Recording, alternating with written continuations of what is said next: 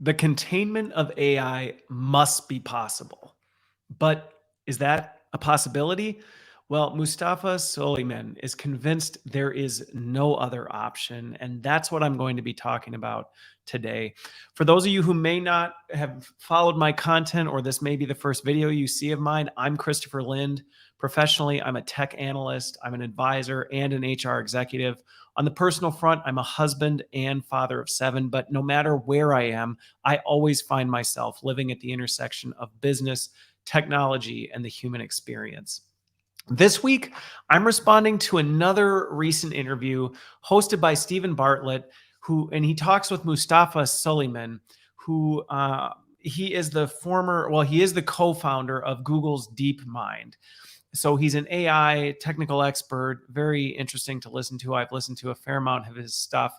And if you haven't listened to Diary of a CEO by Stephen Bartlett, it's one worth checking out. I don't listen to them all. Some of the topics are a little too off the wall for me, but I do listen to the ones I find interesting. It's a long form podcast, so make sure you block off some time.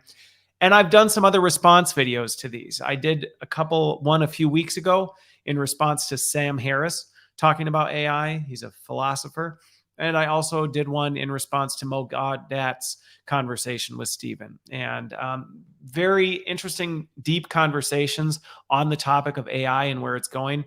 This week, as I dig into it, again, going to take another perspective on where it's at. But like the others, I'm going to be reacting to specific parts of the conversation to shine another light on it, because in pretty much every conversation that I've heard on the AI topic, we're coming from wildly different worldviews. And while I haven't had a chance to have conversations with these folks individually, you can see how the worldviews shape the reasoning behind this and even some of where we think this is going to go. Now, if you want to catch the original conversation, I will put a link in the comments. It is almost 2 hours, so you need to block off some time. This one, I'm just recording it now, so I don't know what the ultimate length will be, but if history is an indicator, this will also be fairly long. But the good news is, for those who may not be quite as geeky in this space as I am, both of these episodes they have chapters. So if there are specific things that you're interested in jumping into, you can check out those if you are not familiar with YouTube's chapter capability. But I would recommend listening to, obviously, the full version of mine, but also the full version of Stephen Bartlett's as well.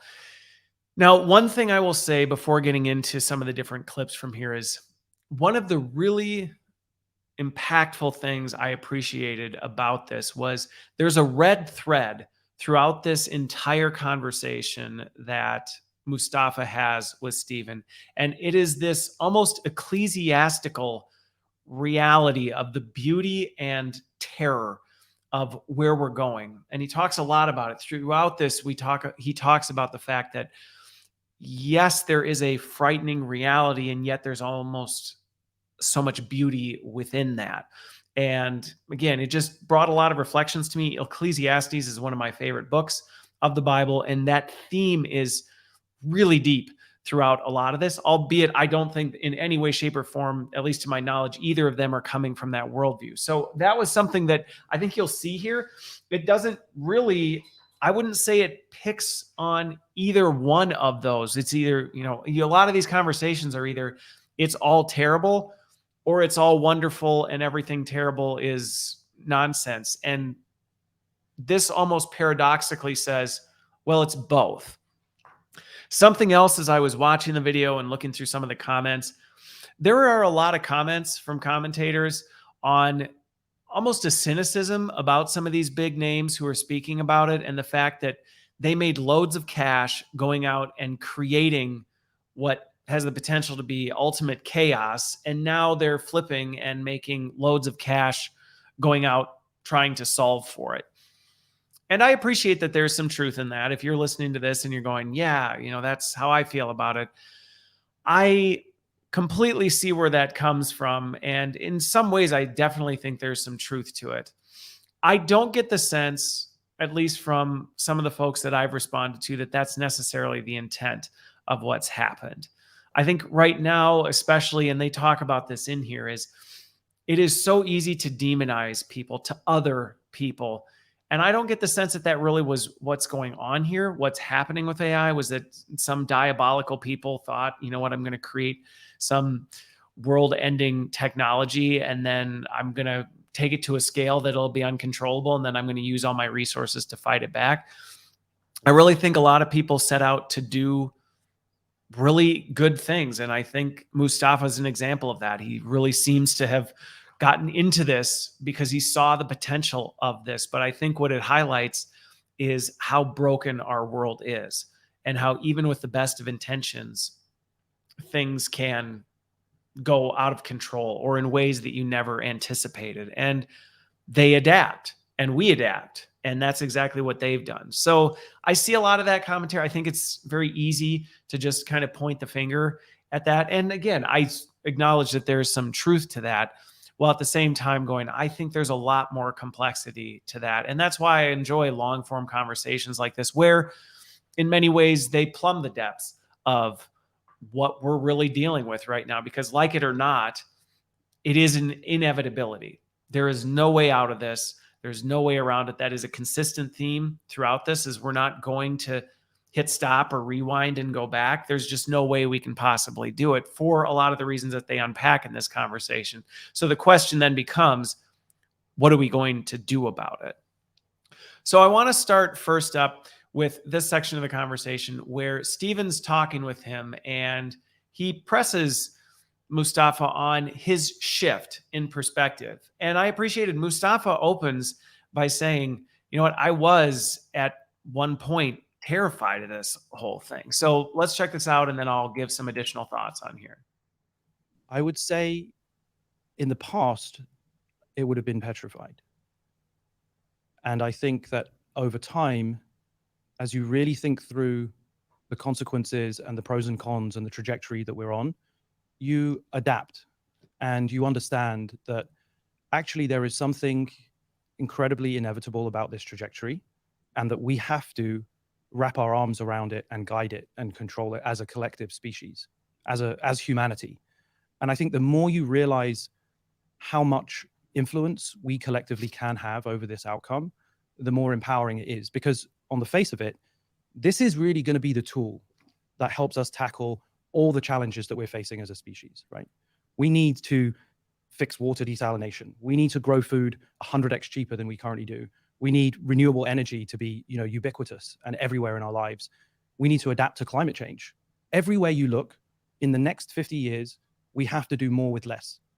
And there are very, very few proposals, let alone practical solutions for how we get there. Training machines to help us as aides, scientific research partners, inventors, creators is absolutely essential. And so the upside is phenomenal. It's enormous.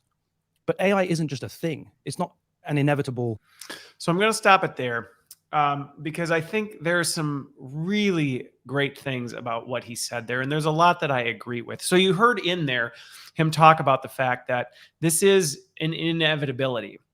And I very much agree with that this is an inevitability for, where we're going to go and what things are going to be. And I agree very much that there is a need, and that AI can be a fantastic augmentation to what we need to do. And like he said, when I look at some of the big existential problems that we have in the world, I would agree that AI really does seem like it's our best shot.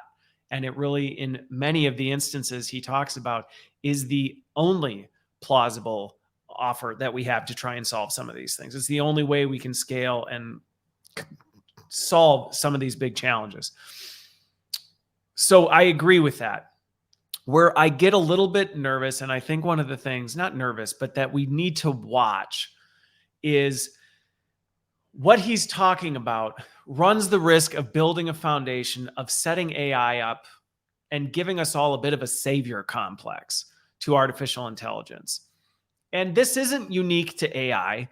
We fall victim to this all the time. We see this in politics. We see this in education. We see this in money. This idea, and there are plenty of things out there that present themselves as this is the only way. It will be your savior. And subtly, we may not even realize it, but we start to build this into our worldview that the solution to our problems is insert whatever that is. And AI is quickly establishing a case to become that. And I think we need to be really careful about that, because AI will not save us. And this is where worldview collision. And he doesn't come out and say that AI is the savior of the world. But in many ways, this is the foundation that's being built around AI right now, is that, well, AI will save us. It'll have enough knowledge. It can move fast enough. Every problem that we may ever have in human existence can be solved by artificial intelligence. And I think we need to be really careful of that. And that's not me just cautioning about AI, but look at what has happened when we do that with anything else.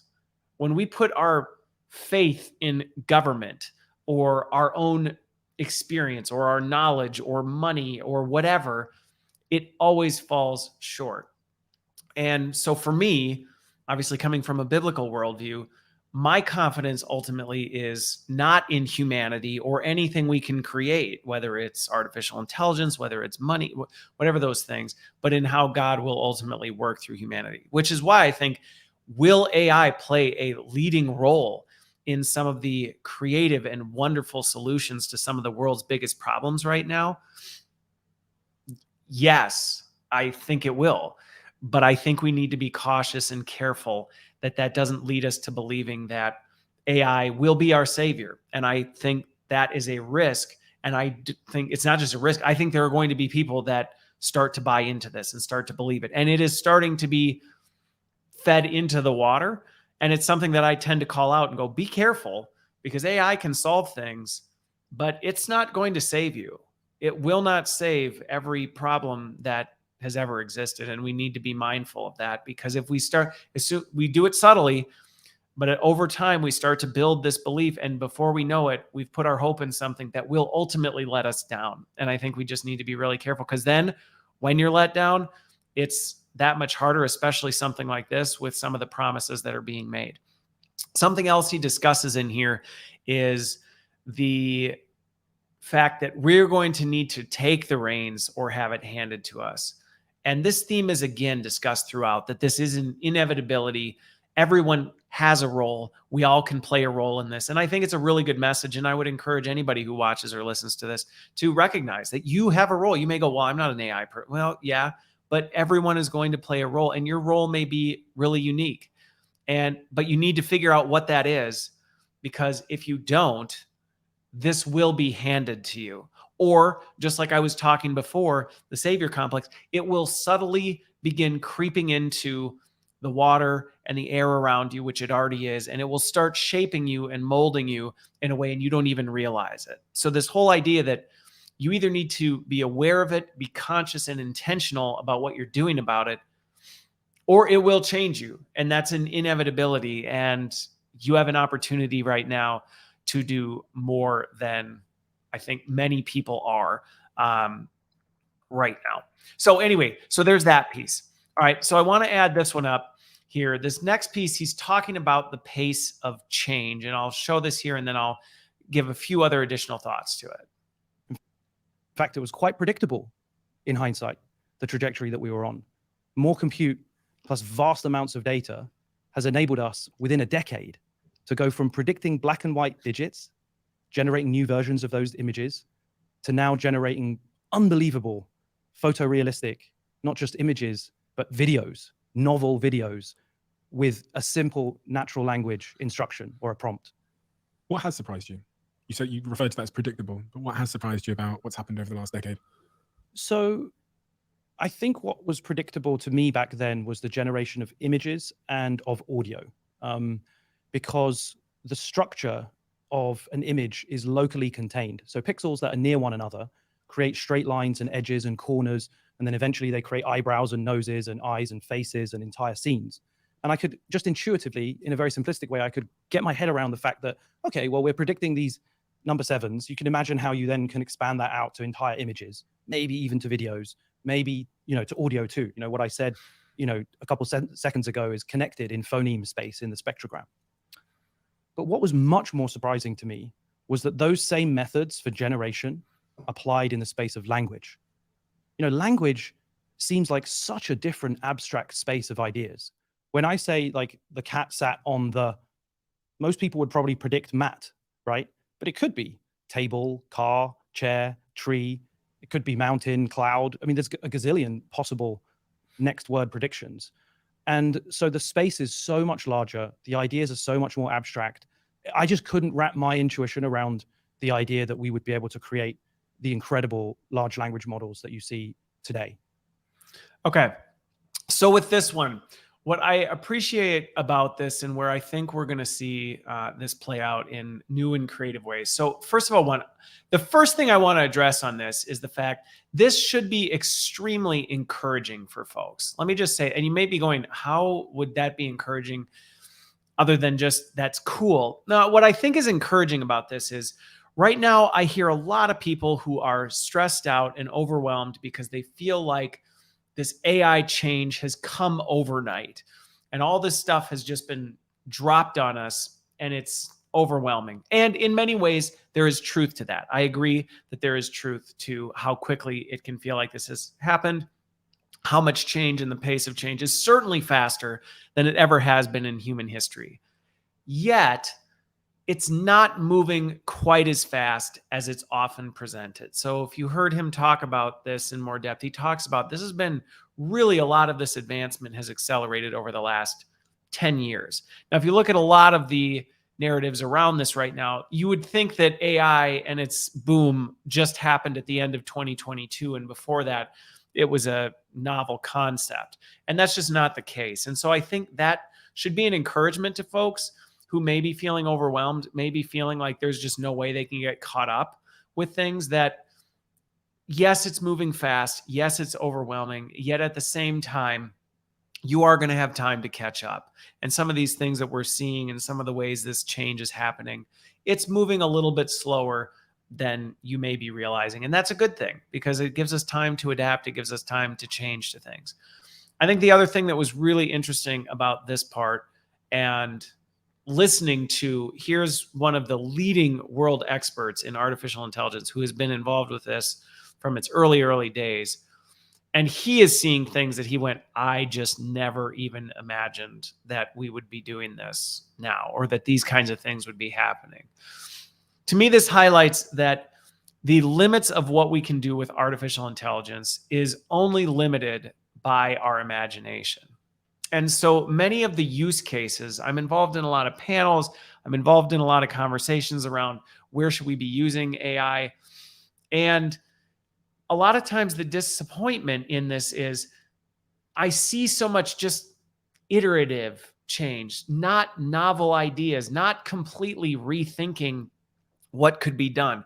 And this is just, I think, a habit of human nature is we don't necessarily like dramatic changes. We tend to focus on how to make small incremental changes to things. And the downside to that is we're missing opportunities. And I continue seeing that in the HR tech, in the workplace tech space, but I can only imagine that this is playing out everywhere else where people are finding iterative ways to slightly improve. And I think we can do so much more than just that. I think we can do so much more than improve workflows and maybe automate this and that, or maybe make things a little bit faster. I think we truly have an opportunity to look at things and go, what would we do if we could do anything? If we could do anything, how would that play out? And I'm excited to see some of the creativity and innovation that comes out of that, because I think those are important questions to be asking, because the reality is AI is unlocking possibilities that even people who created it are going, wow, I never imagined that we would be using it in that way. And I think that's a really important call out, because if they're not seeing it, then that tells me there's so much opportunity that we're completely missing. And I look forward to where that goes. And I would encourage anybody watching or listening to challenge your environment and say, where could we actually truly just completely reimagine what it is we're thinking of doing here? Okay, so this next clip here is he's talking about, he's asked directly, are you optimistic or pessimistic? And I think it's worth listening to his answer, and I really appreciate it. So I'll add a little bit more to it. So here we go. Honestly, I don't think an optimism or a pessimism frame is the right one, because both are equally biased in ways that I think distract us. As I say in the book, on the face of it, it does look like containment isn't possible. We haven't contained or permanently banned a technology of this type in the past. There are some that we have done, right? So we banned CFCs, for example, because they were producing a hole in the ozone layer. We've banned certain weapons, chemical and biological weapons, for example, or blinding lasers. Believe it or not, there are such things as lasers that will instantly blind you. So we have stepped back from the frontier in some cases, but that's largely where there's either cheaper or equally effective alternatives that are quickly adopted. In this case, these technologies are omni-use. So the same core technology can be used to identify, cancerous tumors in chest X-rays as it can to identify a target on the battlefield for an aerial strike. So that mixed use or omni-use is going to drive the proliferation, because there's huge commercial incentives, because it's going to deliver a huge benefit and do a lot of good. And that's the challenge that we have to figure out, is how to stop something which on the face of it is so good, but at the same time can be used in really bad ways too. Okay. So with this one, there's a lot in here that I like. And his point about its omni-use adding to the complexity of this thing is spot on. I mean, the fact, like you said, the thing that can diagnose a tumor better and potentially save someone's life can also be the very thing we use to target people with targeted missiles and take life. And so that omni-use makes this vastly more complex. Now, one of the things I really appreciated about this, though, is the fact that he called in to attention some examples, because it's easy to start thinking about the negatives and think, there's no way, there's just no way, we're never going to get around this. How is it ever going to be possible to contain or adapt to the dark future ahead? And he highlights some really good examples of how we've done it. And some of the things that we've done, I was watching something the other day about how we've managed to decommission so much of the nuclear power that, was made and created for destruction. Have we done it all? No, but there are things that we've walked back from the precipice, and you'll see he talks about it later. I think I've got it called out about the fact, like, well, what drives that? Okay, we'll talk about that later. But I think it's good to remember that there are times we've done these things and we've been faced with seemingly impossible challenges and we've overcome it. And I also really appreciate his focus on the seeming paradox of pessimism and optimism. And that's the wrong question to be asking. Are you pessimistic or optimistic? I'm both, depending on the situation. It is a very complicated situation. And going back to what I said in the intro, that there's a lot of this almost ecclesiastical wisdom in here of, yes, it's going to be horrible and wonderful at the same time. And yes, he goes on to think that we'll overcome it. And I agree that I think we will overcome some of the challenges that we will inevitably be faced with artificial intelligence. He doesn't necessarily get into it, but I think our beliefs in why we will overcome would differ. This may be where we have the same agreement on the outcome, which is ultimately we will overcome, but for different reasons. And mine obviously stem back to the fact that from a biblical worldview, you can read how the Bible has this end. So even if it is going to end, then that's exactly what the plan is, type of a thing. And ultimately there's a happy ending on the other side of all that. So ultimately, will it all work out in the end? Yeah, I would agree with him. Yeah, I think we will. I think where there's a little bit of difference also, though, is he talks a lot about the possibilities of some of these negative things that could happen. I think they're inevitabilities. I think some of these negative things that we're saying, well, this could happen, I would say, well, they will. They will. It's an inevitability that some of the beauty and horror of artificial intelligence, they will happen. It's not, well, maybe one or the other. I think we're going to see them both, which I'll talk about a little bit later. I think it's an inevitability on both sides. And right now, I think some of the things that he's hinting on, which many people in the space are right now, is we don't know really where this is all going to go. We've got some ideas, we've got some strategies, we've got some plans. There's a lot of people putting a lot of time and effort into this, but we technically don't know what the outcome is, at least in the nuance. Again, the worldview difference. I personally would say I know what the outcome, the ultimate outcome is, but how it plays out and what's going to happen in between, I don't know for sure. This goes back, though, to the fact that we will experience the negative. And that is a part that we need to lean into. And it's exciting and terrifying at the same time that something with so much potential can also do so much destruction. And I think what's important, and he hits on this a lot, is we need to not shy away from that.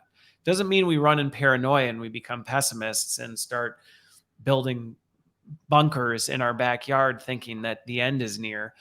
But we have to lean into the reality that, well, some of that stuff is a reality. And what I would say is it's an inevitability. We are going to see some horrific things. And that really sucks.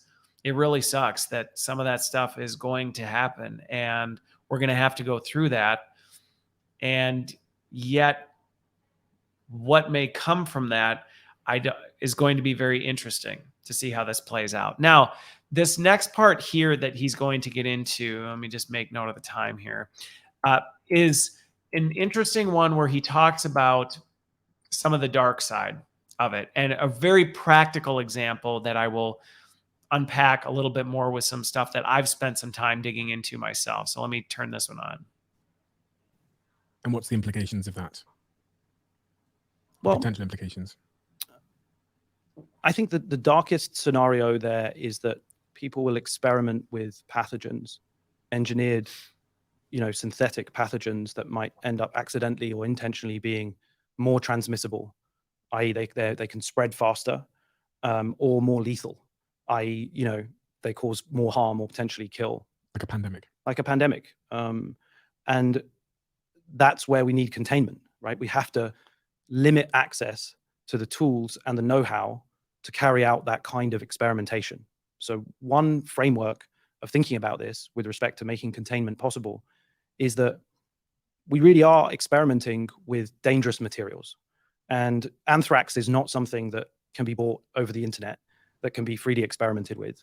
And likewise, the very best of these tools in a few years' time are going to be capable of creating, new synthetic pandemic pathogens. And so we have to restrict access to those things. That means restricting access to the compute. It means restricting access to the software that runs the models, to the cloud environments that provide APIs, provide you access to experiment with those things. And of course, on the biology side, it means restricting access to some of the substances. And people aren't going to like this. People are not going to like that claim, because it means that those who want to do good with those tools, those who want to create a startup, the small guy, the little developer that struggles to comply with all the regulations, they're going to be pissed off, understandably, right? But that is the age we're in. Deal with it. Like, we have to confront that reality. That means that we have to approach this with the precautionary principle, right? Never before in the invention of a technology or in the creation of a regulation have we proactively said, we need to go slowly. We need to make sure that this first does no harm, the precautionary principle. And that is just an unprecedented moment. No other technology's done that, right? Because I think we collectively in the industry, those of us who are closest to the work, can see a place in 5 years or 10 years where it could get out of control. And we have to get on top of it now. And it's better to forego, like that is, give up some of those potential upsides or benefits until we can be more sure that it can be contained, that it can be controlled, that it always serves.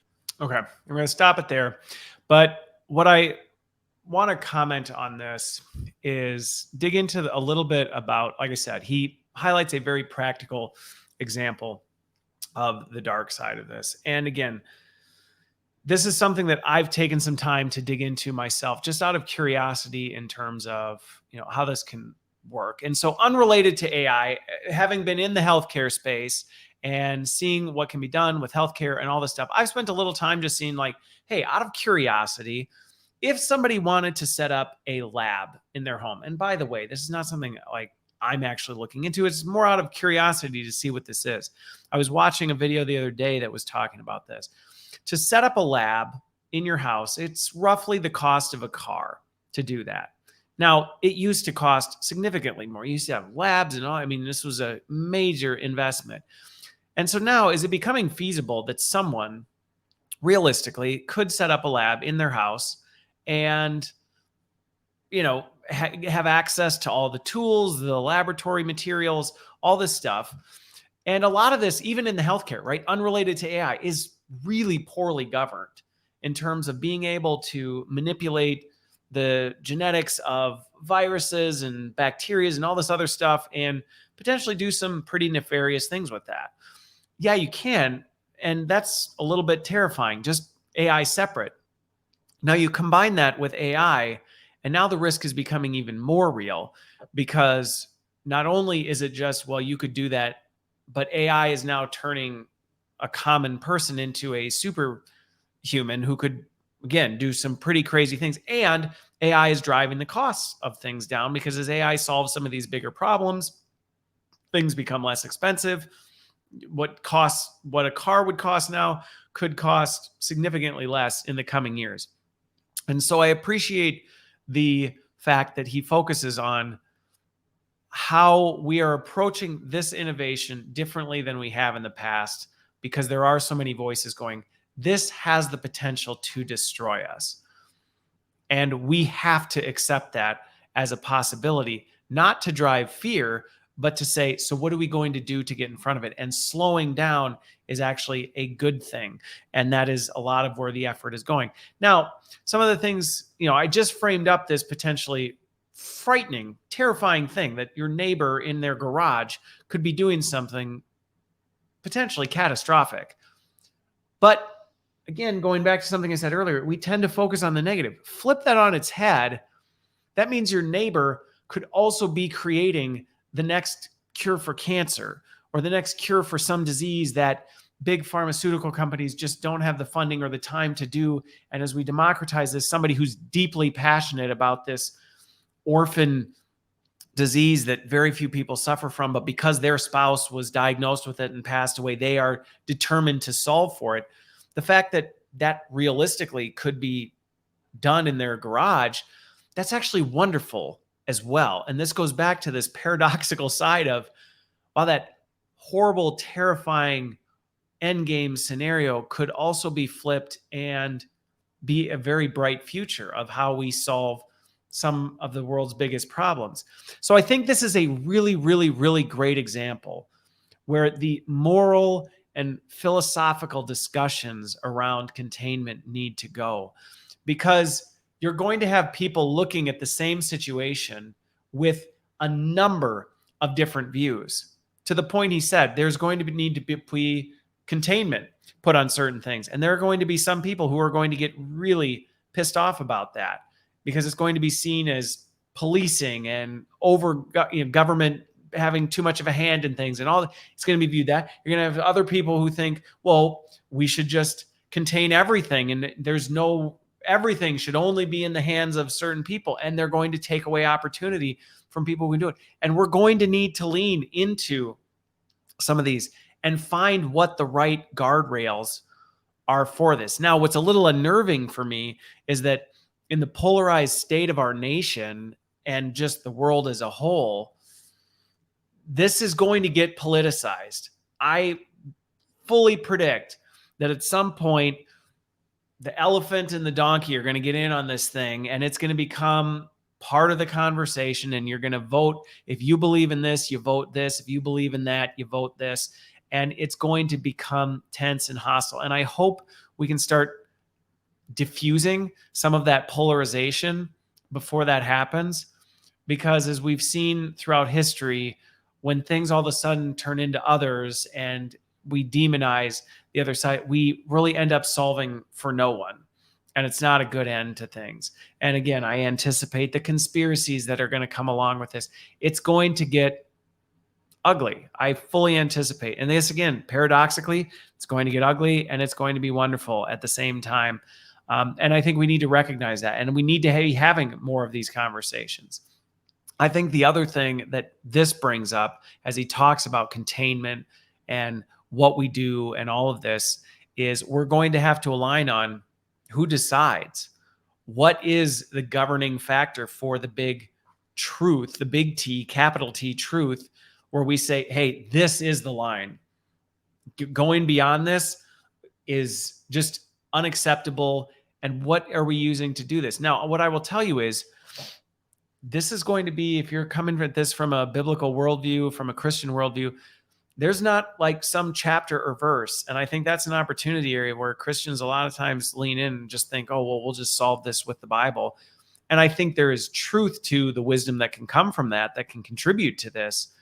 But you can't go to like 1 John 4:6 and say, how are we going to navigate the future of AI with this, and just quote a verse and go, oh yeah, there we go. So even that kind of oversimplistic thinking just doesn't even add value, even to people who I would say would share my worldview. I think there's going to be a lot of that attitude that's just oversimplistic.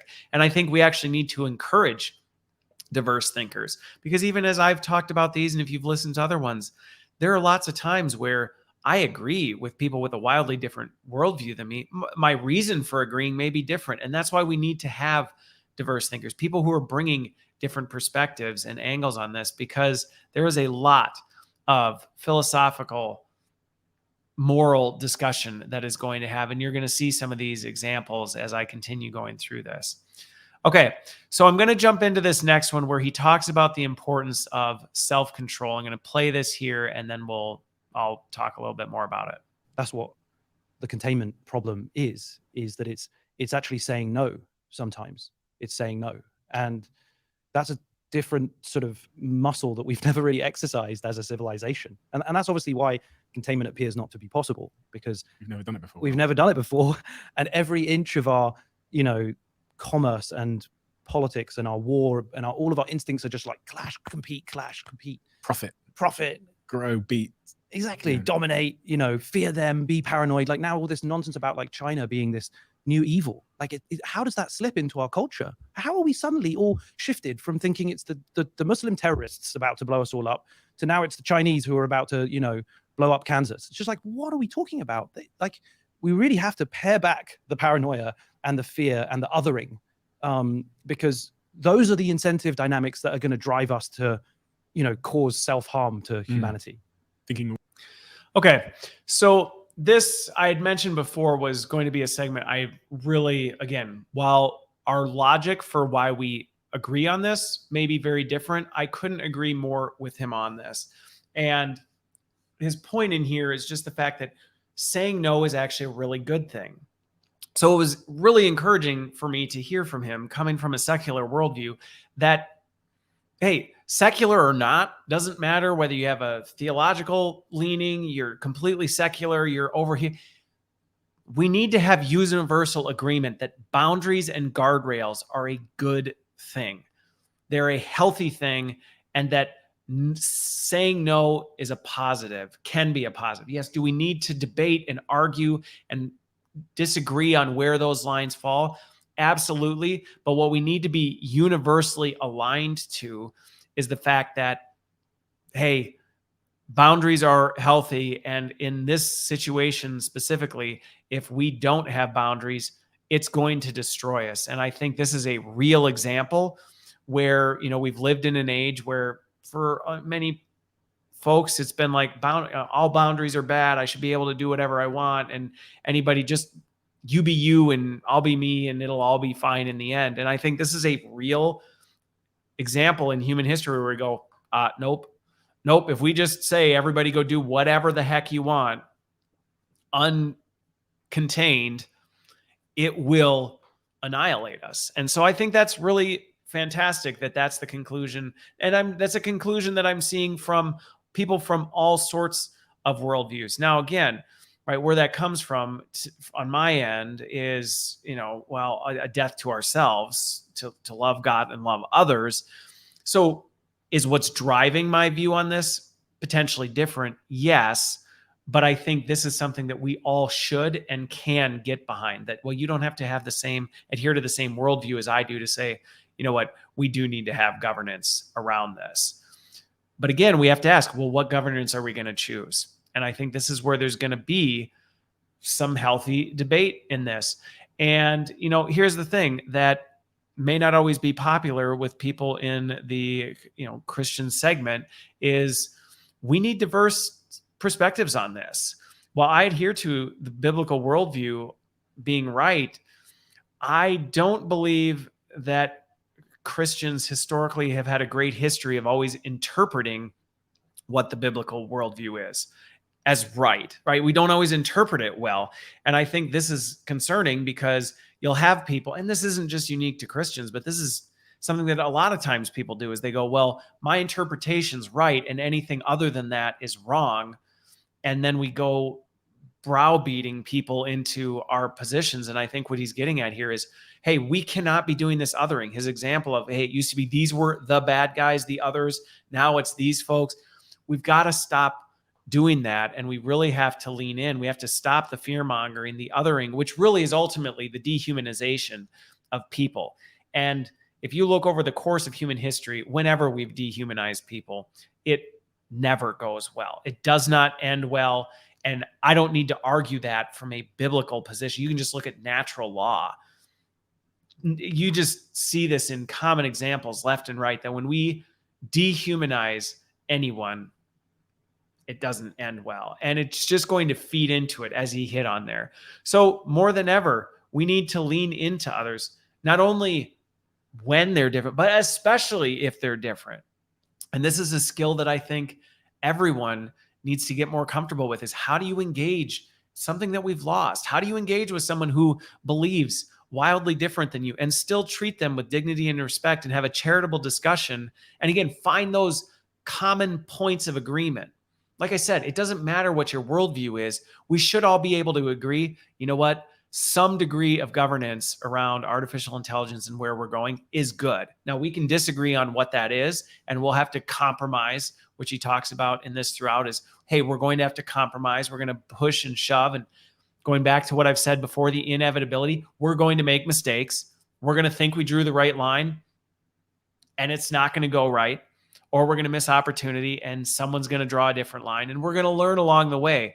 And that can be terrifying, but that also can be extremely encouraging of what we can learn from that. But I think no matter what, all of us should be able to agree that, you know what, we do need to have self-control, and self-control is a healthy thing, and not just with AI. I hope a lesson that we can learn from this is that self-control and saying no to things and not just giving into whatever it is we feel in the moment, that's actually a positive attribute, even though in the moment it may not feel like that. I hope that's something that we can take from this AI conversation and discussion, not this one in particular, but just in general, and that we can learn and apply that, just like we've learned and applied a lot of lessons coming out of COVID that have made us better on the other side.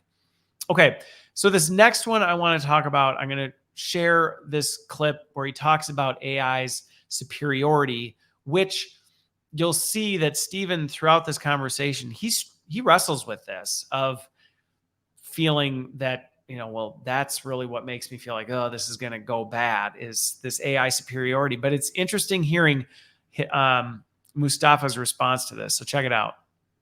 Move 37 does this crazy thing, and you see everybody like lean in and go, why has it done that? Yeah. And it turns out to be brilliance that humans couldn't have forecasted. The commentator actually thought it was a mistake. Yeah. He was a pro, and he was like, this is definitely a mistake. The AlphaGo's lost the game. But it was so far ahead of us that it knew something we didn't. Right. That's when I lost hope in this whole idea of like, oh, train it to do what we want.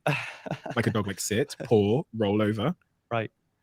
Well, the real challenge is that we actually want it to do those things. Like when it discovers a new strategy, or it invents a new idea, or it helps us find like, a cure for some disease, right? That's why we're building it, right? Because we're reaching the limits of what we as, humans can invent and solve, right? Especially with what we're facing of, in terms of population growth over the next 30 years and how climate change is going to affect that and so on. Like, we really want these tools to turbocharge us, right?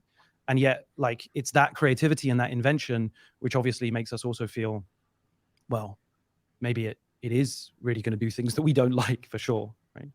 Okay, so if before this part of the conversation, they're talking about I can't remember the game, something Go, that AI learned and it became superior, and it's one of the reference examples that they often talk about where AI just turned into this super thing. But what they talked about it was there was a time where AI made something that looked like a mistake, and everyone went, well, like, what are you doing? That was a huge, huge mistake. And then it ended up being brilliant. And so you can see from here that Stephen's concern is like, well, that's what has me kind of going, yeah, there's no way this is going to end well. But I love how Mustafa calls this out as actually that very thing that terrifies you is actually one of the beautiful and wonderful things about it. And this is something that I think we're going to have to address as we look at this, is that the scarcity mindset is what will crush us. And this isn't, again, I don't need to argue this from a biblical perspective or anything. You can just see this from natural law.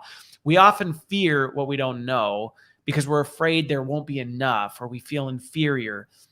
But actually, some of the greatest things come from when we don't have enough or when we're pressed to our limits and we have to do this. And so sometimes the things we fear and we shy away from are actually the things that will drive us to a better place. Now, it's really important to recognize the risk. And that's one of the things I most appreciate about Mustafa's position is he doesn't shy away from this. And he does it in such a way you can see the difference, contrasting Stephen from Mustafa. Stephen goes into it and he looks at the risk and at times almost kind of recoils back and goes, and that's what makes me unnerved. And Mustafa does the opposite. He leans in and goes, yeah, but that's actually what's wonderful about it. And yes, we need to hold in great respect these significant risks that are associated with this. Absolutely. He doesn't deny that and go, oh, those risks aren't real. But he says, but that risk is actually what's crucial about this. Now, for me, and again, this is where I'd be curious to hear what drives Mustafa in having that kind of bold confidence in things like that. Where does that come from for him? For me, my identity and what I need is not rooted or dependent on other people.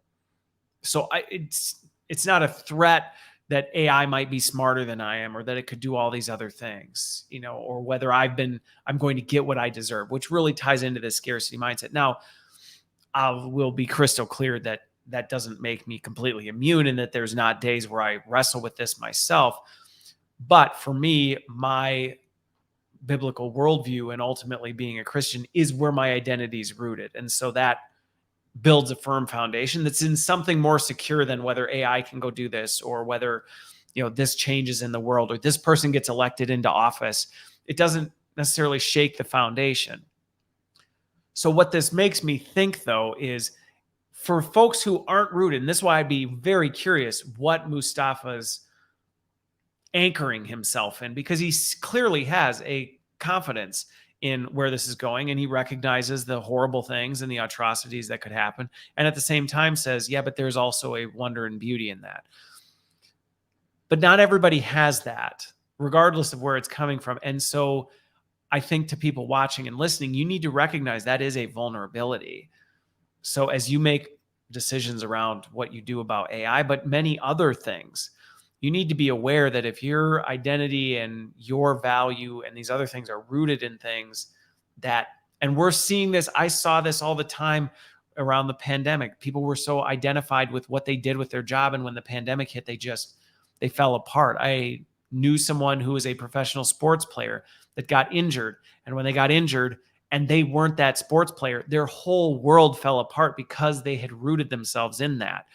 And so I think for anybody watching and listening, that's something you need to, again, like Mustafa says, lean into the discomfort of that, of where are you anchoring yourself? Where are you building your foundation? Where are you placing your trust, so that when AI comes and offers all this other stuff, you are less vulnerable. You are less vulnerable to what it can do. Okay, so this next one's an interesting transition because they start talking about AI as conscious beings, and he referenced it earlier, specific to robots, which I'll talk about as part of this. But listen to this part where he talks about transhumanism, and check it out, and then I'll comment in on it here. This goes back to the point about did you say transhumanist? Right. What does that mean? Transhumanism, I mean, it's a group of people who basically believe that that humans and our soul and our being will one day transcend or move beyond our biological substrate. Okay. So our physical body, our brain, our biology is just an enabler for your intelligence and who you are as a person. And there's a group of kind of crackpots, basically, I think, who think that we're going to be able to upload ourselves to a silicon substrate, right? A computer that can hold the essence of what it means to be Stephen. So you in 2200 could well still be you by their reasoning, but you'll live on a server somewhere. Why are they? Okay. So this one's out there, but not. And let me unpack what I mean by that. Because this one, I actually ended up spending, I don't know how much time just thinking and reflecting on this whole thing. So this idea of your consciousness, your human consciousness being uploaded to the cloud, which again, he talks earlier in it about the fact that robots will be here in 20. So this idea that you could take what's in your head, put yourself in a robot, and in some ways, a transhuman version of you could be created. Now, I agree that the idea that the true essence of who you are could be transferred into some AI bot that could then, right, be a transcendent version of you. So I personally agree that there's some crackpot to that with some twists. Okay. So what I do agree with, though, on the crackpots he refers to as where I would align with them is that I do believe our body is an enabler of something bigger, right? We're more than just a walking meat sack with electrons bouncing around in our head that hypothetically could be downloaded and placed into a thing. I think there's more to it, which those crackpots he's referring to, I think that's what they're getting at, is there's something unique and interesting about that could be created, and the promise of eternal life could be there. I personally don't see us graduating from our bodies as part of the story. And I think that's where we would diverge. And that's even just from a biblical standpoint. If you're familiar with the biblical story, it doesn't end with us ending our time here, kind of graduating from our bodies and moving up and floating around playing harps up in heaven in this, perpetual eternal state of substantive, non-substantive existence type of a thing. So I think that's where I would diverge from the so-called crackpots. I actually think our bodies are part of the good creation. And so that's, again, theologically, and just, I can't even get on board with the idea of, well, you could take someone's human consciousness, download it, and put it in something. It just so does not fit with where I stand. So again, my understanding of Mustafa is we have very different worldviews, yet we would very much agree on the fact that, yeah, I don't think that's even possible. But now, okay, so let's take the philosophical, and then I'm going to talk about where I think we have to watch for this, because I think there's some real risk to it, and you'll see why. But even just purely from a natural law standpoint, let's forget the philosophical, moral, all this other stuff, theological implications of it. Even just purely from a natural law, one thing that I don't think people understand is high quality AI requires large amounts of data to do a good job of doing what it is. So the idea of being able to capture enough data about you to create a conscious, existent version of you in the cloud, in a robot, in something like that, is so impractical. Because again, I don't think many people realize the sheer volume of data it goes to train a model to accurately and actively get this right. So you would, if you were going to create an AI version of Christopher Lynn, you would literally need something tracking my every behavior, every decision I make on an ongoing basis, because of the fact that I'm changing my views and I'm learning and adapting based on my environments. I'm discovering new things along the way. So it would have to be tracking all of that, be able to predict the trajectory of that. And it also have to understand all the unseen logic and thought behind the decisions and the actions that I make. It's just, to me, this is just a data problem.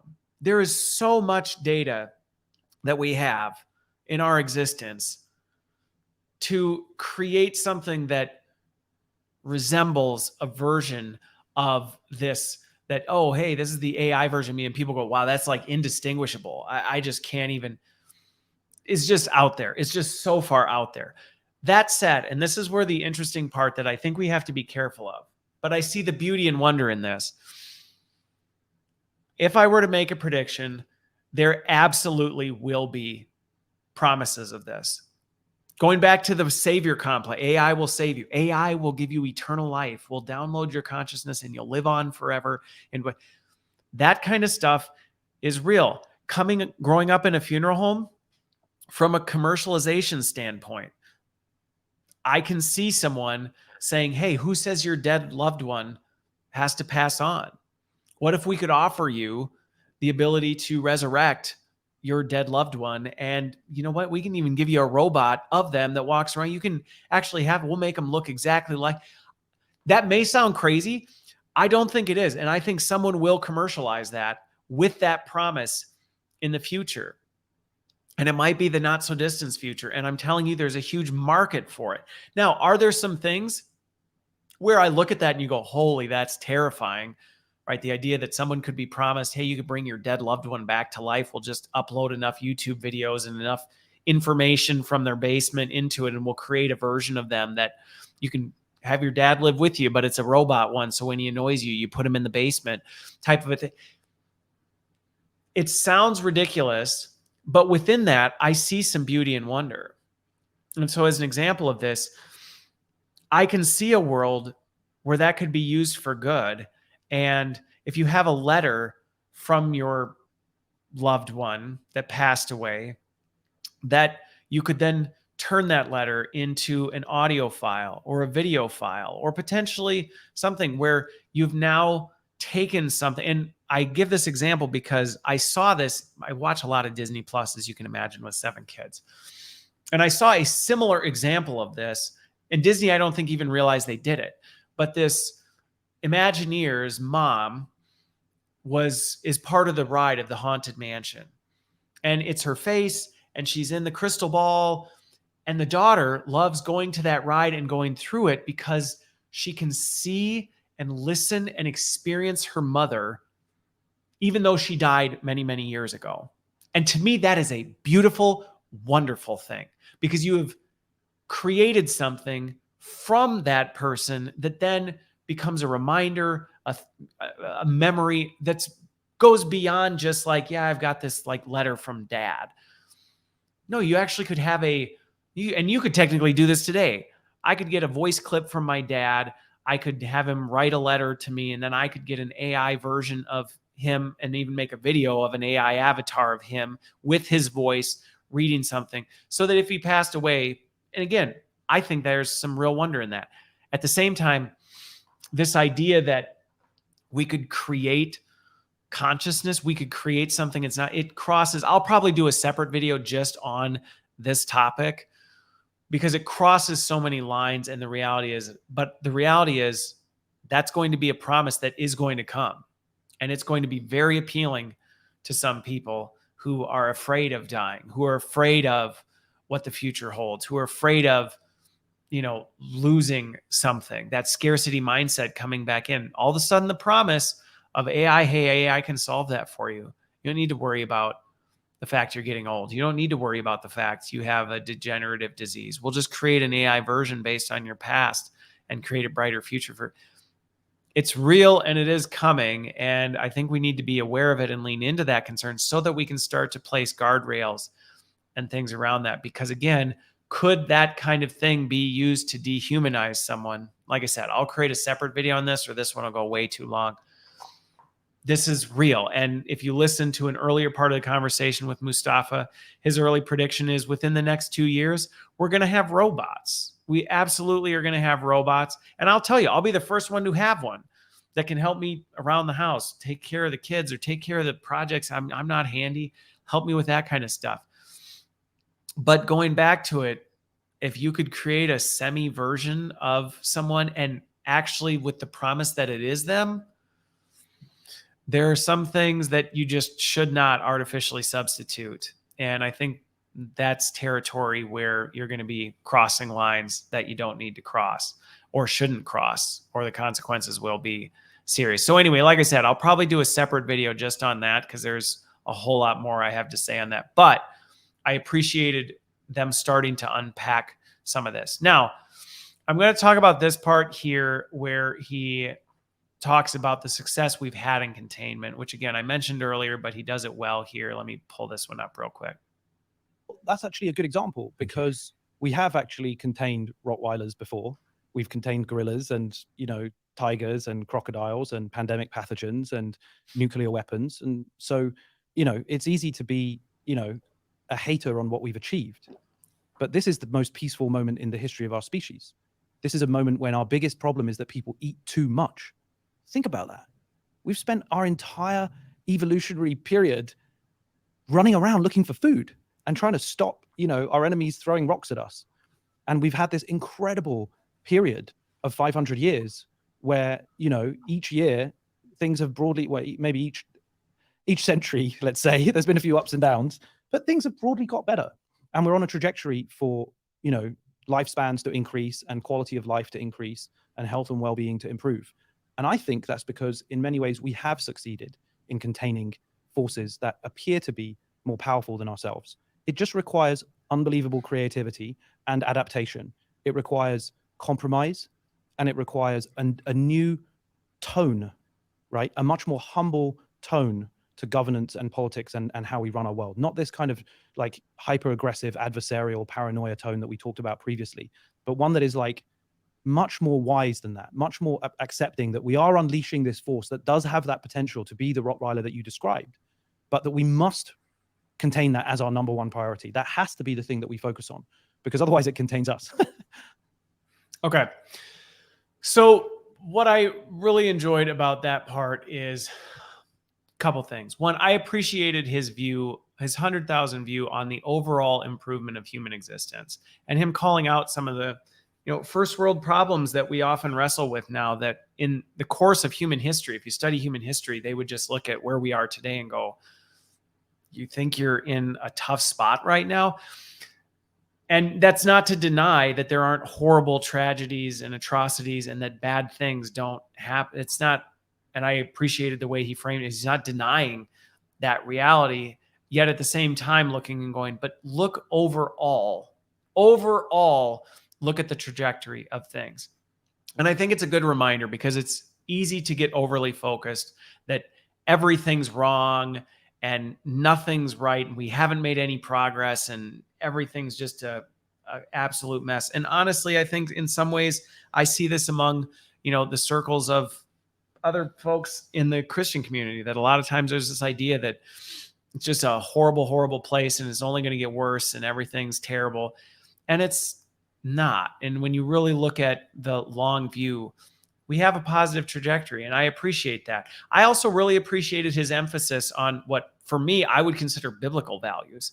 Even coming from a secular perspective, he talks about this, higher level of wisdom where we aren't beating each other up for, what things are, and we're treating people with kindness, and we're having patience and self-control and all these other things. He focuses that it comes from humility and compromise and restraint. And again, like throughout all these things, while our reasons for why he sees those as important may be very different, I would very much agree with him that, yeah, I 100% agree that is going to be one of the keys to success for containment. Now, he doesn't say it here, but some of the things that he talks about, and I do see this kind of worldview creeping into other places, is that I don't know for sure, but I get the sense that he may align to this idea that if we can just solve some of these problems, and maybe it's not AI, but this goes back to the AI savior thing. But there's this idea that, if we can just solve all these problems, if we can just get the right thing, if we can just do this, then eventually we can work our way out of it. And through our own creativity and grit, we can fix all the problems in the world. And what I would say is to anybody listening to this, my take on that is if you actually believe that, you are headed down a path of disappointment and destruction. the idea that you or me or anyone here on earth or any technology or anything like that will eventually get us to a state of nirvana, I just don't agree. I just don't agree. And they don't hit on it. But Stephen always brings up the other side. Well, what about this? And Mustafa acknowledged, yeah, that's an inevitability, but maybe we can avoid it. Maybe we can get around. And I think the problem that they're talking about is the problem of sin. And while, right, as a Christian, I believe there's a solution to that, I don't know that's where they're going with it. But again, I would just look, I don't need to argue that from a biblical perspective. Look at human history. Look at examples of things where promises of, hey, this will be the thing. This will be the hope. This will be the thing that will get us out of this mess. It never delivers on that promise. It never delivers on that promise. And that's something that I think we need to be careful of. And while I appreciate his positive lens on, hey, you know what, we've contained things. We've made the world a better place. Things have improved over time. We also need to be mindful that, yeah, and I don't know that we've ever seen anything actually get us there. And that's just, again, a different viewpoint on things. Okay, so this next one is talking about trust. So let me play this and we'll go from there. So let's see what they have to say about the erosion of trust. Really brings into focus that our lives are built on trust, trusting the things we see, hear, and watch. And now we're at, it feels like a moment where we're no longer going to be able to trust what we see on the internet, on the phone. What advice do you have for people who are worried about this? So skepticism, I think, is healthy and necessary, and I think that we're going to need it even more than we ever did, right? And so if you think about how we've adapted to the first wave of this, which was spammy email scams, everybody got them, and over time people learned to identify them and be skeptical of them and reject them. Likewise, you know, I'm sure many of us get like text messages. I certainly get loads of text messages trying to fish me and ask me to meet up or do this, that, and the other. And we've adapted, right? Now, I think we should all know and expect that criminals will use these tools to manipulate us, just as you described. I mean, you know, the voice is going to be human-like. The deep fake is going to be super convincing.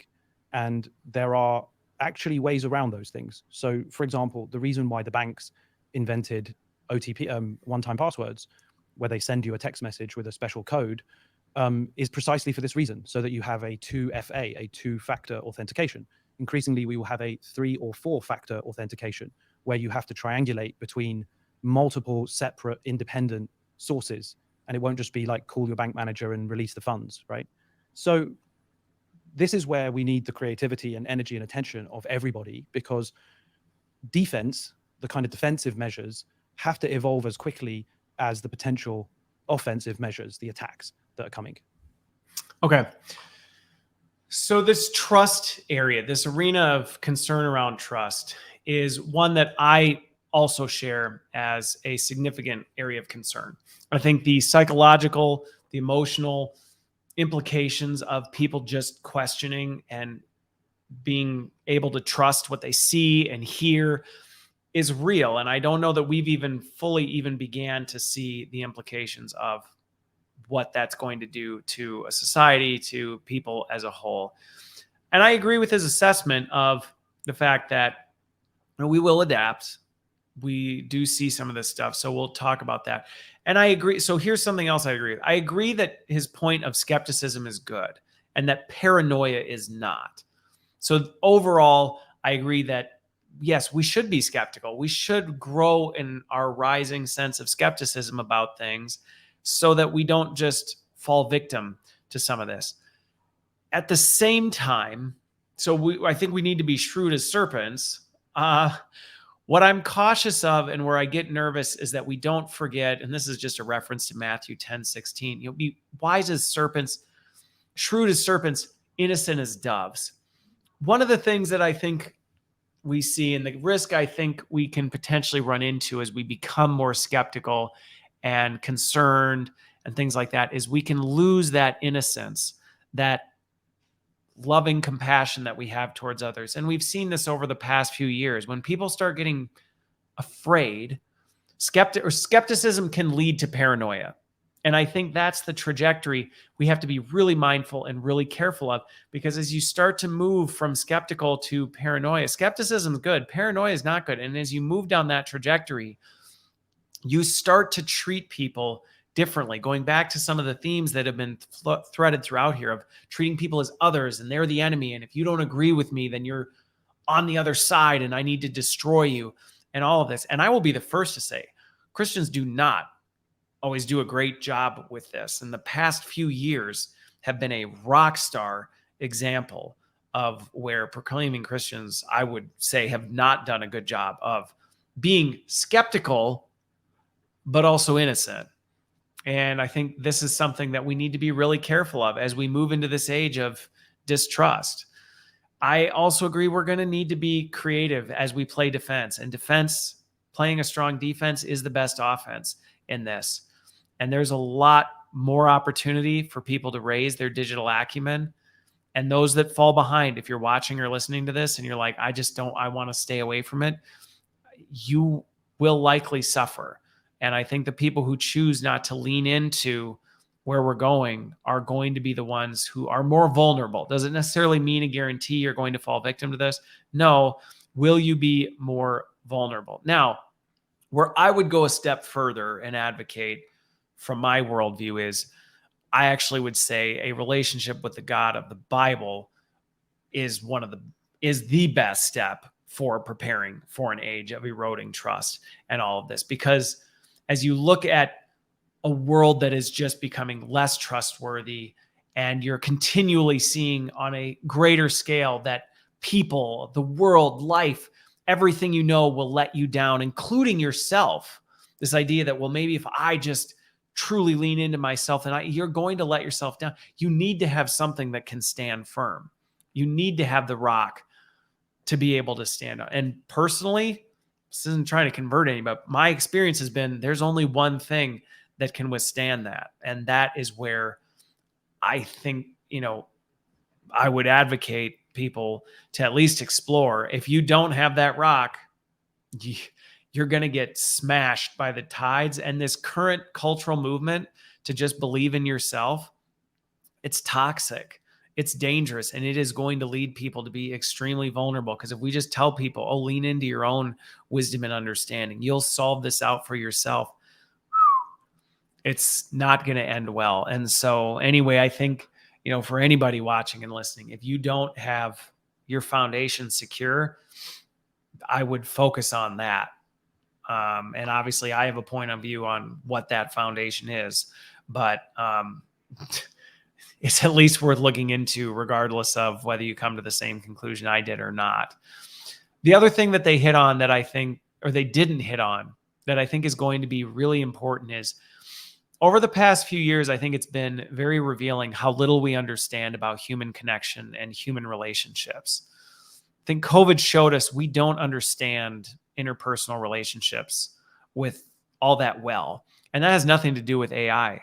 I think it has shown us how much we need true, genuine, meaningful relationships with other people.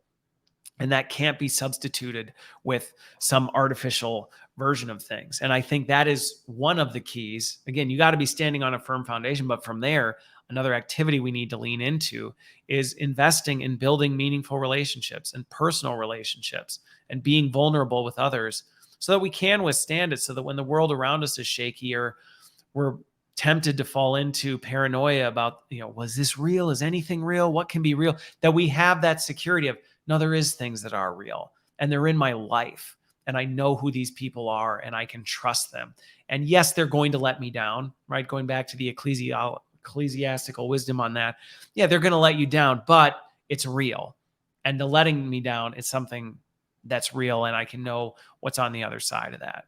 So that's my take on this. But again, the erosion of trust, I think we haven't even hit the tip of the iceberg on what that's going to do to society and humanity as a whole. And it's going to be interesting. I firmly believe we'll adapt, but it's going to be interesting to see how we adapt. And I am very driven to try and ensure we don't go into the paranoia stage. I think it would be bad for everyone.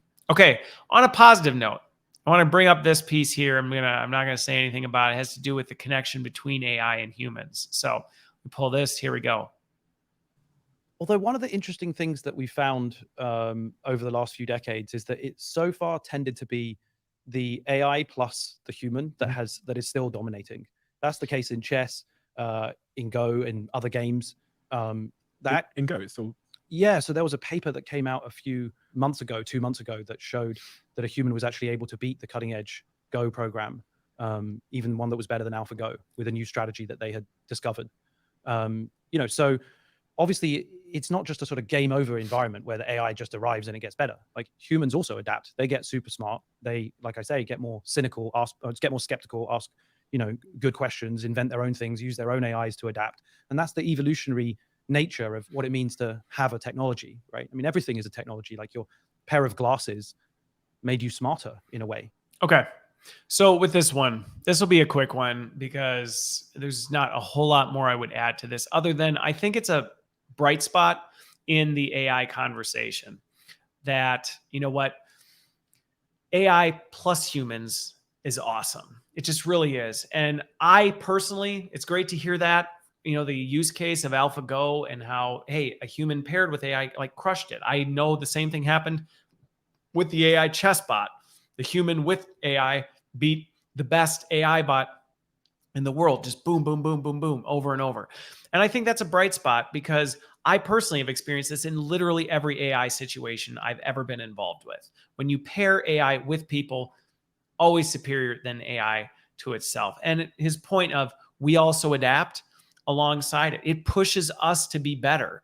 We start to see things we didn't see before, or we didn't have capacity, or we didn't have time to do. And so now all of a sudden we're seeing things, we can focus our attention on this. We're seeing trends and patterns that it picks up on that we go, so we will adapt along with it. And I think it has the potential to make us much better.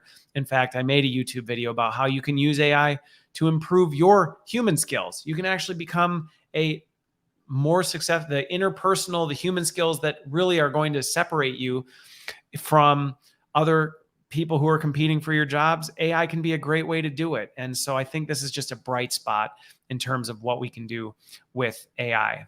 All right. With this one, he talks about regulation and the role that regulation plays in this. Look, it isn't going to happen without regulation. So regulation is essential, it's critical. Again, going back to the precautionary principle. But at the same time, regulation isn't enough. I often hear people say, well, we'll just regulate it. We'll just stop. We'll just stop. We'll just stop. We'll slow down. And the problem with that is that it kind of ignores the fact that the people who are putting together the regulation don't really understand enough about the detail today. In their defense, they're rapidly trying to wrap their head around it, especially in the last 6 months. And that's a great relief to me because I feel the burden is now increasingly shared. And, just from a personal perspective, I feel like I've been saying this for about a decade. And just in the last 6 months, now everyone's coming at me and saying what's going on? I'm like, great. This is the conversation we need to be having because everybody can start to see the glimmers of the future. Like, what will happen if a ChatGPT-like product or a Pi-like product really does improve over the next 10 years? Okay. So with this one, again, ties to the theme, the red thread throughout this about, hey, there are no simple answers. And you know what? There is good and bad in all of this. And I appreciate the fact he talks about the fact we all share the burden and that regulation is a requirement. Going back to, we need to regulate this. We need to all agree there needs to be some lines drawn in the sand. Yet, we can't count on that to be the savior of this. We all are going to share the burden of this. And like in anything, when we all share the burden, when we all contribute to the solution, we all win. And I think that's a really important thing. Even you may say, what role could I possibly have in this? But even as a consumer of AI products, you help contribute to the solution because you either buy products that are contributing to the solution or you buy products that are actually exacerbating the problem. And the question I have for everybody watching and listening is, have you defined what your role is? If not, you should spend some time on that. Be thinking about, what role can I play? How can I contribute to creating greater awareness? How can I contribute by how I spend my money, how I spend my time? I think the other thing he talks about, and they talk about it a little bit later, is we need to think more with a long-term mindset. And again, I think this is a biblical value that, is coming from a secular standpoint that I very much agree with. We need to think past the end of our nose and, again, have this self-restraint, this self-control, because so often we're chasing what we want today, not thinking about what the implications of it are tomorrow or next year. And I see this in a lot of things, not just in AI. It's a temptation for us. We want to get what we want right now, and we'll figure out the rest later. We're so over-focused on the short term. So we need more cross-human collaboration. We need to move away from our national, political, tribal ideologies. We need to spend more people with different perspectives. We need more of that diversity and collaboration. So I would say, for those who are watching and listening, lean into that. If you're not already, that is something, again, going back to contributions, every one of us can take a role in trying to be less othering of other people, trying to lean into people that maybe were less comfortable. And does that mean you have to be best friends with everybody that you see things wildly different? No.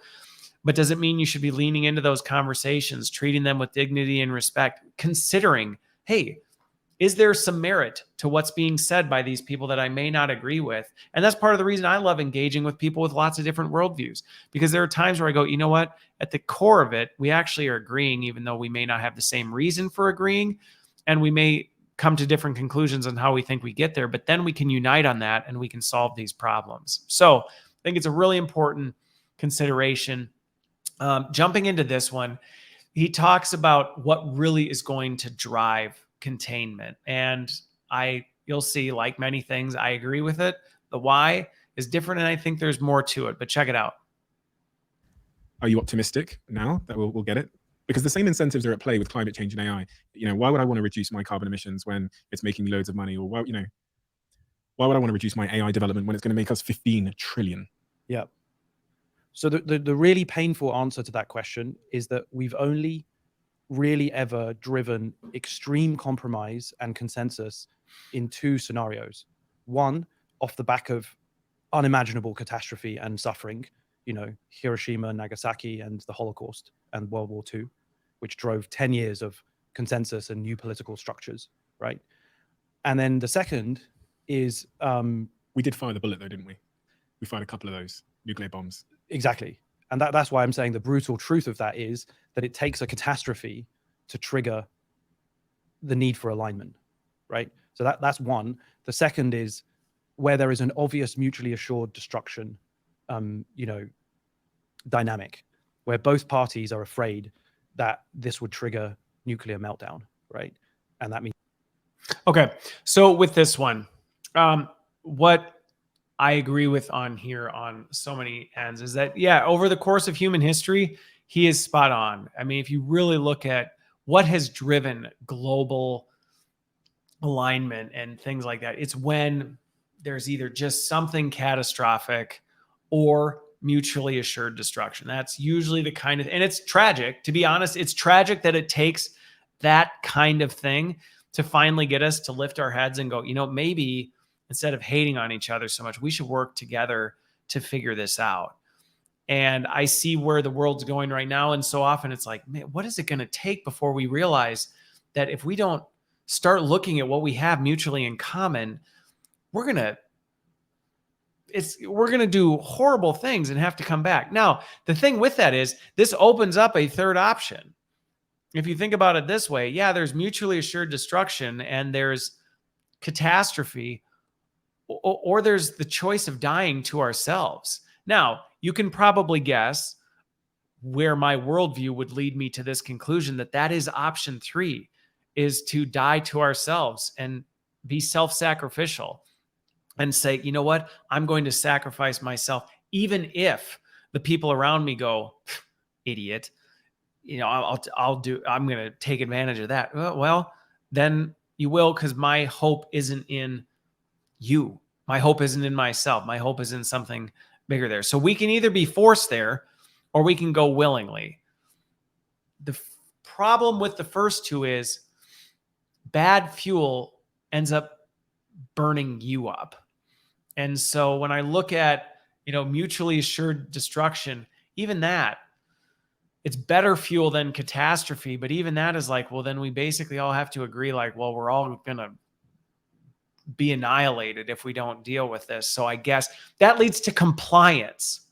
That's why I still would say that burns us up, because it leads to this compliance mindset of what's the minimum viable thing that I have to do to get us across the line, just to be sure we don't destroy each other, versus going, hey, you know what? If we all consciously choose to die to ourselves for the benefit of others, man, what a better world that would be, right? If we all just consciously made that choice, can you imagine? Now, the sad part is, in a secular world, perhaps mutually assured destruction is a far better outcome than catastrophe. And that is a common theme. That is why I appreciate some of these conversations that are bubbling up, is the fact that we are having more of this dialogue around it and saying, you know what, I guess maybe us all being annihilated isn't the desire that we want. And maybe we should just all hold hands. And if that gets us compliance is certainly better than catastrophe. But I would advocate there's a third option, and that's the better option. But for now, we'll see how that plays out. All right. So this one, he talks about needing to do the right thing, which again, you can guess, I've got some very strong alignment behind this, but I'll talk about it from just a natural law standpoint. So here we go. That's a really interesting, I think, and important new direction. It's a new evolution in corporate structure, because it says we have a responsibility to proactively do our best to do the right thing, right? And I think that if you were a tobacco company back in the day, or an oil company back in the day, and your legal charter said that your directors are liable if they don't meet the criteria of stewarding your work in a way that doesn't just optimize profit, which is what all companies are incentivized to do at the moment, talking about incentives, but actually in equal measure attend to the importance of doing good in the world. To me, that's a incremental but important innovation in how we organize society and how we incentivize our work. So it doesn't solve everything. It's not a panacea, but that's my effort to try and take a small step in the right direction. Do you ever get... Okay. So with this one, again, I agree that there is a desperate need for the evolution of the corporate structure. There is a desperate need for us to change the way companies do things, the way they operate, the way that happens. And again, his point of, right, I appreciate he acknowledges too, like, is that the be all end all solution to everything? No. Going back to before, he recognizes, is that the savior of the world? No, but is it very much needed? And I agree with it. It mirrors what I'm seeing in other workplace trends, not just related to AI. We have a need. We have a need for this in all corporate structure, to be able to proactively do the right thing. And everyone wins when we do it. I also appreciate how he calls out addressing it through incentivization. The reality is people do what they're incentivized to do. I see this all the time in HR.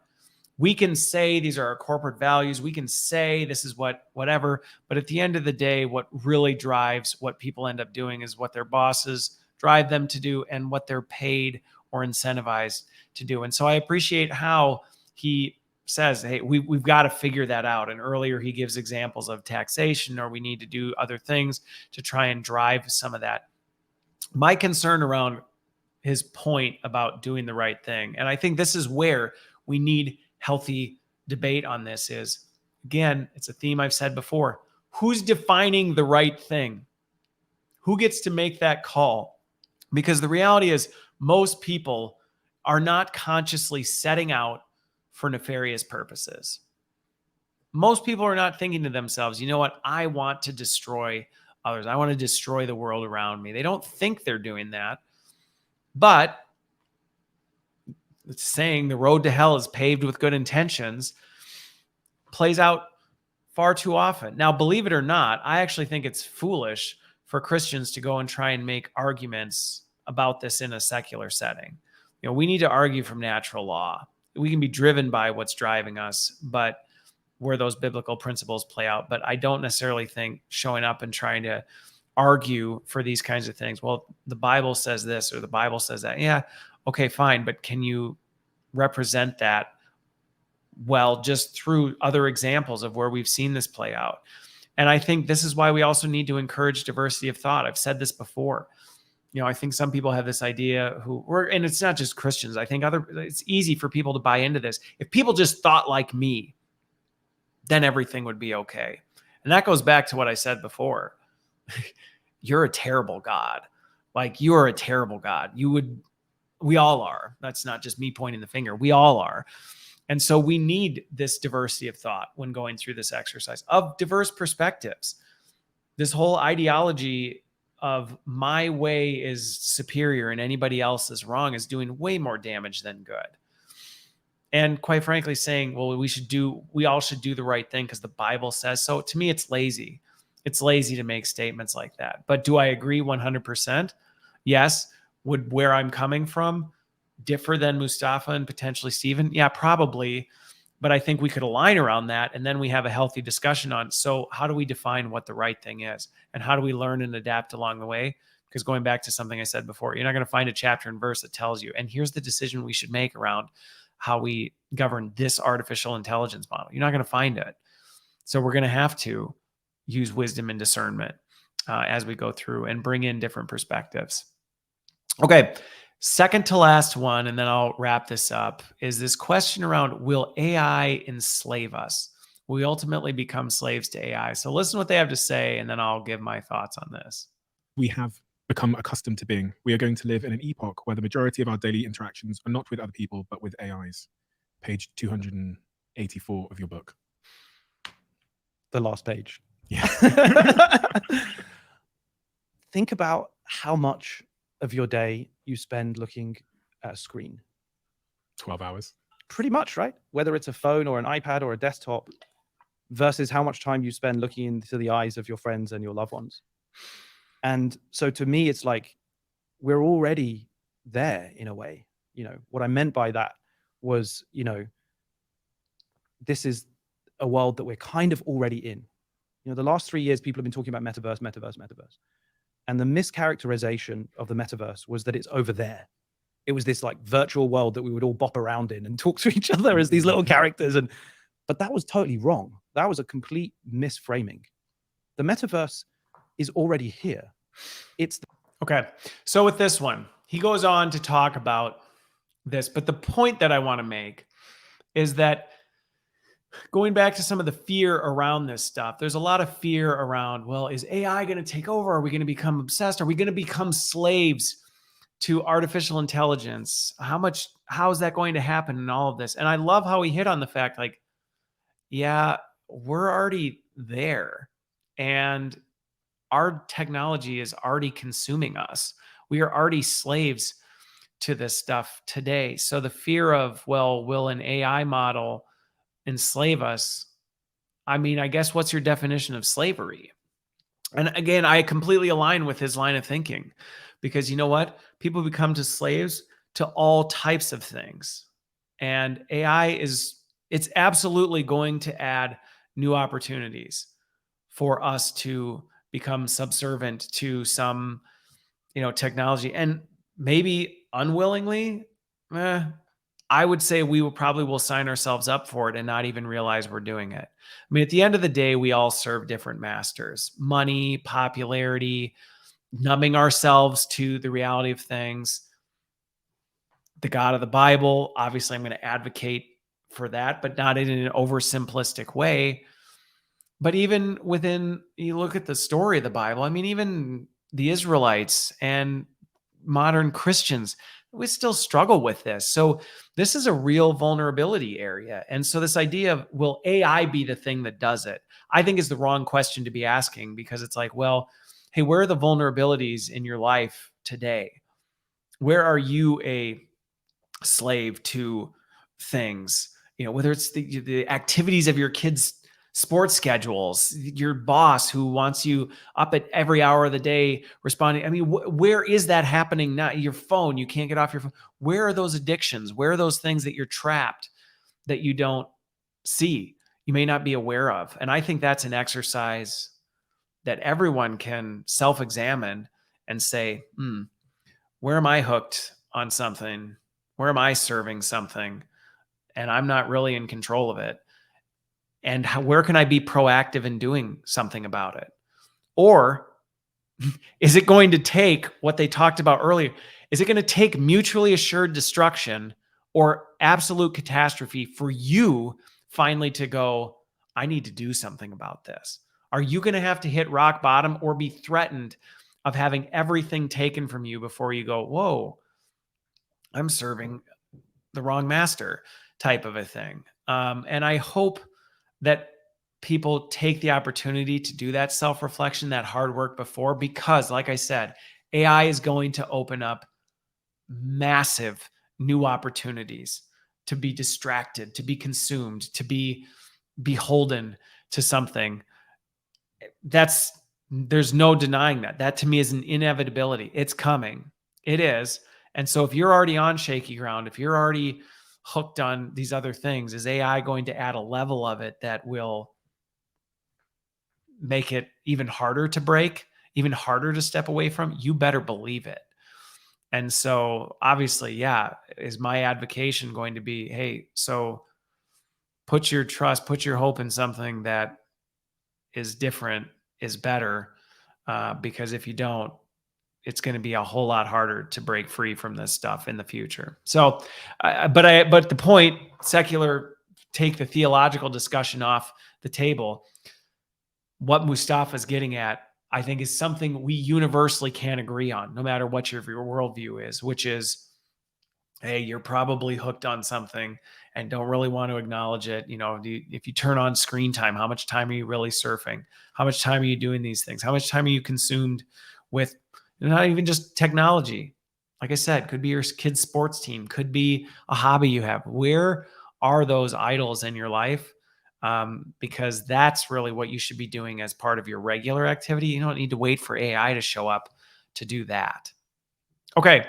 The last and final before concluding is his advice.